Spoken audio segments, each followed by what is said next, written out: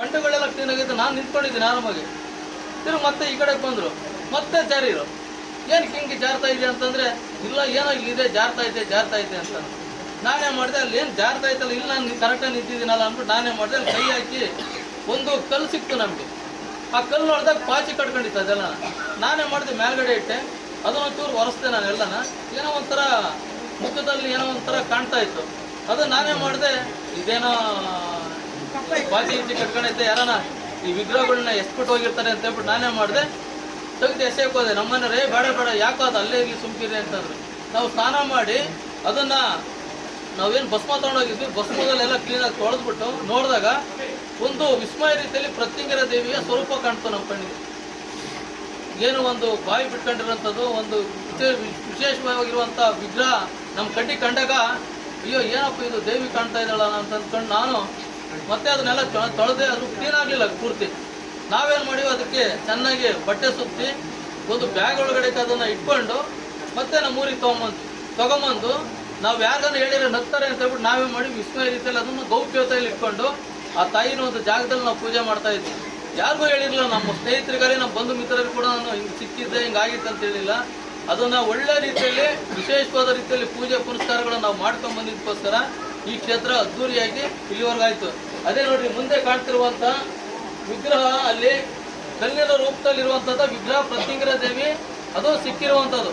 ಹಿಂದೆ ಇರುವಂಥದ್ದು ಏನೋ ಪ್ರತ್ಯಂಗಿರ ದೇವಿ ಸ್ವರೂಪದಲ್ಲಿ ಮಾಡಿರುವಂಥ ಅಲಂಕಾರಕೃತವಾಗಿರುವಂಥ ಅದು ನೋಡಿ. ಇಲ್ಲಿ ಏನೋ ಆ ಕಲ್ಲಿನಲ್ಲಿ ಲಕ್ಷ್ಮೀ ಪ್ರತ್ಯಂಗಿರ ಇಬ್ರು ಕೂತಿದ್ದಾರೆ. ಏನಕ್ಕೆ ಲಕ್ಷ್ಮೀ ಪ್ರತ್ಯಂಗಿರ?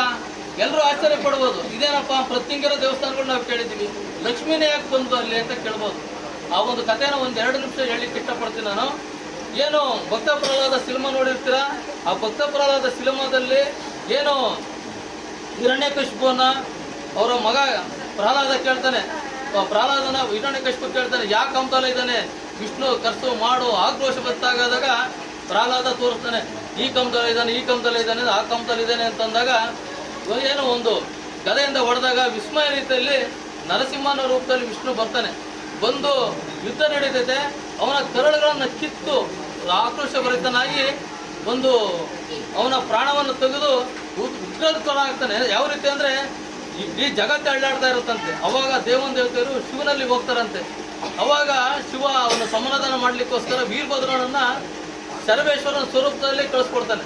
ಶರಬೇಶ್ವರನು ನರಸಿಂಹಸ್ವಾಮಿಗೂ ದೊಡ್ಡ ಯುದ್ಧ ಆಗುತ್ತೆ. ಅವನು ವಿಷ್ಣು ಶರಬೇಶ್ವರ ಮಗ, ವಿಷ್ಣುವಿನ ಶಿವನ ಮಗ.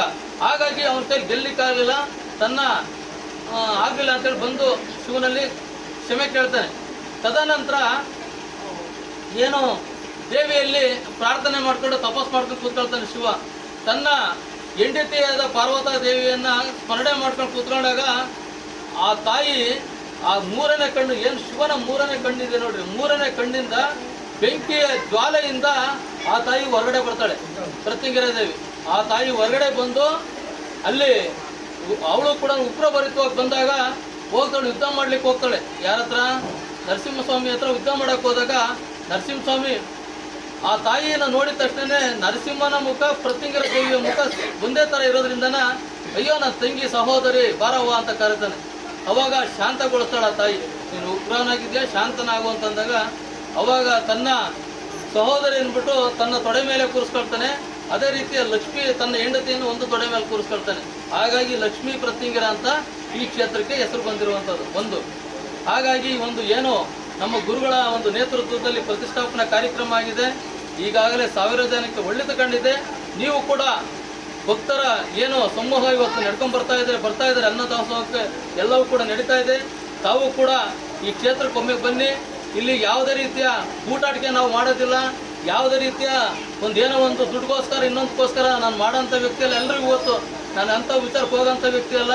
ಹಾಗಾಗಿ ನೀವು ಬಂದು ಈ ದೇವಿಯಲ್ಲಿ ಪ್ರಾರ್ಥನೆ ಮಾಡ್ಕೊಂಡು ಹೋಗಿದ್ದಾಯ್ತು ಅಂದರೆ ಮುಂದಿನ ದಿನ ನಿಮಗೆ ನಿಮ್ಮ ಕುಟುಂಬಕ್ಕೆಲ್ಲ ಒಳ್ಳೆಯದಾಗುತ್ತೆ. ನಮ್ಮ ಶ್ರೀಗಳಿಗೂ ಮತ್ತು ನಮ್ಮ ರಾಜೇಶ್ ಗೌಡ್ರಿಗೂ ಮತ್ತು ನಮ್ಮ ಕುಮಾರಣ್ಣವ್ರಿಗೂ ನಮ್ಮ ಮಂಜಣ್ಣವ್ರಿಗೂ ಮತ್ತು ನಮ್ಮ ಸದಸ್ಯರಾದ ಆಶಾ ಲೋಹಿತವ್ರಿಗೂ ನವೀನವ್ರಿಗೂ ಬಂದಿರುವಂಥ ಭಕ್ತರಿಗೂ ಅದೇ ರೀತಿ ಇನ್ನೂ ನಾನು ಹೇಳಲಿಕ್ಕೆ ಇಷ್ಟಪಡ್ತಿದ್ದೀನಿ. ಏನು ನಮ್ಮ ಮಾಧ್ಯಮ ಮಿತ್ರರಿದ್ದಾರೆ ಸಾಧಾರಣ 5-6 ದಿವಸದಿಂದ ಇಲ್ಲೇ ಬೀಳುಬಿಟ್ಟು ಗುರುಗಳೇ, ನೀವು ಯೋಚನೆ ಮಾಡ್ಬಿಡ್ರಿ, ಇದು ನಮ್ಮದೇ ಕ್ಷೇತ್ರ, ನಾವು ಎಲ್ರಿಗೂ ನಾನು ಸುದ್ದಿ ನಾವು ಮುಟ್ಟಿಸ್ತೀವಿ ಅಂದ್ಬಿಟ್ಟು ಇವತ್ತು ಮಾಧ್ಯಮ ಮಿತ್ರರಿರ್ಬೋದು, ಅದೇ ರೀತಿ ನಮ್ಮ ಏನು DYSP ಆದಂಥ ನಮ್ಮ ಮರಿಯಪ್ಪನವ್ರು ಕೂಡ ಅವರು ಕೂಡ ನಾಳೆ ಬರ್ತಾ ಇದ್ದಾರೆ. ಅದೇ ರೀತಿ ನಾಳೆ ಏನು 9ನೇ ತಾರೀಕು ಬೆಳಿಗ್ಗೆ 10:00 ಮೈಸೂರಿನ ಮಹಾರಾಜರಾದಂಥ ನಮ್ಮ ಮಹಾರಾಜರು ಕೂಡ ನಮ್ಮ ಊರಿಗೆ ಬರ್ತಾ ಇರೋದು, ನಮ್ಮ ದೇವಸ್ಥಾನಕ್ಕೆ ಬರ್ತಾ ಇರೋದು ನಂದು ಒಂದು ಯಾವುದೋ ಮಹಾನ್ ಪುಣ್ಯ. ಅವರು ನಾಳೆ ಬರ್ತಾ ಇದ್ದಾರೆ. ಅದೇ ರೀತಿ ಗಣ್ಯರು ಬರ್ತಾ ಇದ್ದಾರೆ, ಸ್ವಾಮೀಜಿಗಳು ಬರ್ತಾ ಇದ್ದಾರೆ. ಅವ್ರಿಗೇನು ಮೆರವಣಿಗೆಗಳೆಲ್ಲ ಇರುತ್ತೆ. ಎಲ್ಲರೂ ಕೂಡ ದಯಮಾಡಿ ಕೇಳ್ಕೊಳ್ತಾ ಇದ್ದೀನಿ. ಯಾಕೆಂದರೆ ಈಗಾಗಲೇ ಎಲ್ಲರೂ ಹೇಳ್ತಾ ಇದ್ದಾರೆ 8,000 to 10,000 ಜನ ಸೇರುತ್ತೆ ಅಂತ ಹೇಳ್ಬಿಟ್ಟು. ಹಾಗಾಗಿ ಎಲ್ಲರಿಗೂ ಕೂಡ ದಾಸೋಹ ಇರುತ್ತೆ. ಎಲ್ಲರೂ ಕೂಡ ಶಾಂತಿಯಿಂದ ನಮ್ಮೂರವರು ಫಸ್ಟ್ ಬಂದಿರೋರು ಎಲ್ರಿಗೂ ಕೂಡ ಒಂದು ಅತಿಥಿ ಸದ್ಗೋಭ ಅಂತ ಹೇಳ್ಬಿಟ್ಟು ಎಲ್ರಿಗೂ ಕೂಡ ಪ್ರಸಾದ ವ್ಯವಸ್ಥೆಗಾಗಲಿ ಅಥವಾ ಒಂದು ಅಲ್ಲಿ ಬಂದಿರೋರಿಗೆಲ್ರಿಗೂ ಕೂಡ ಸಹಾಯ ಮಾಡಬೇಕು. ಎಲ್ರಿಗೂ ವಾಹನ ನಿಲ್ಲಲಿಕ್ಕೆ ಏನೋ ಸಹಾಯ ಮಾಡಬೇಕು. ನಮ್ಮೂರಿನ ಜನತೆ ಯಾವ ರೀತಿ ಅಂದರೆ ಒಂದು ದಾರಿಯಲ್ಲಿರಲಿಲ್ಲ, ದಾರಿ ಮಾಡಲಿಕ್ಕೆ ಎಲ್ಲರೂ ಕೂಡ ಸಹಾಯ ಮಾಡಿದ್ದಾರೆ. ಅದು ಹೇಳಲಿಕ್ಕಾಗಲ್ಲ ಹೆಸರುಗಳು, ಅಷ್ಟು ವಿಸ್ಮಯ ರೀತಿಯಲ್ಲಿ ಈ ಕ್ಷೇತ್ರಕ್ಕೆ ಸಹಾಯ ಮಾಡಿದ್ದಾರೆ. ಹಾಗಾಗಿ ಎಲ್ಲ ಭಕ್ತವೃಂದದವರಿಗೆ ಮತ್ತೊಮ್ಮೆ ಒಳ್ಳೆಯದಾಗಲಿ. ಅದೇ ರೀತಿ ಪೊಲೀಸ್ ಇಲಾಖೆ ಇರ್ಬೋದು, ಬೆಸ್ಕಾಂ ಇಲಾಖೆ ಇರ್ಬೋದು, ಎಲ್ಲ ಇಲಾಖೆಯವರು ಹೇಳಲಿಕ್ಕೆ ಹೋದರೆ ಒಂದು ದೊಡ್ಡ ಪಟ್ಟಿ ಆಗುತ್ತೆ. ಹಾಗಾಗಿ ನಮ್ಮ ಗ್ರಾಮ ಪಂಚಾಯತಿಯವರು ನೋಡಿರಿ, ನಮ್ಮ ಅಧ್ಯಕ್ಷರಾದಂಥ ಸುಷ್ಮಾ ಅವರು, ನಮ್ಮ PDO ಸಾಹೇಬರು, ನಮ್ಮ ಸದಸ್ಯರೆಲ್ಲನ ರೋಡ್ ಇರಲಿಲ್ಲ, ರೋಡ್ ಮಾಡಿಸ್ಕೊಟ್ರು ಒಂದು 3 ದಿವಸಕ್ಕೆ. ಅಂತ ಒಂದು ಎಲ್ಲಿರಿನಲ್ಲಿ ಎಲ್ಲರೂ ಸಹಕಾರ ಕೊಡ್ತಾ ಇದ್ದಾರೆ. ನಾನು ಜೀವನ ಇರೋವರೆಗೂ ನಿಮ್ಮ ಬಸವರಾಜ ಶಾಸ್ತ್ರಿ ಎಲ್ಲರೂ ಮುಂಚೆ ರಾಜಣ್ಣ ಅಂತ ಕರೀತಿದ್ದೀರ. ನಾನು ಎಷ್ಟೇ ಏನು ಈ ದೇವಸ್ಥಾನ ಒಂದು ಉನ್ನತ ಮಟ್ಟಕ್ಕೆ ಬೆಳೆದ್ರು ಕೂಡ ರಾಜಣ್ಣನ ಥರ ನಾನು ಇಷ್ಟ ಕೊಡ್ತೀನಿ ಬಿಟ್ಟರೆ ಯಾವುದೇ ರೀತಿಯ ನಾನು ಜಂಬೋದಕ್ಕಾಗಲಿ ಇನ್ನೊಂದು ಕೈಲಿ ನಾನು ಮಾಡೋದಿಲ್ಲ. ಇದು ಮುಂದಿನಿಂದಲೂ ನನಗೆ ಅದೇ ರೀತಿ ಇರ್ಲಿಕ್ಕೆ ನಾನು ಇಷ್ಟಪಡ್ತೀನಿ. ಹಾಗಾಗಿ ಮತ್ತೊಮ್ಮೆ ಎಲ್ರಿಗೂ ಕೂಡ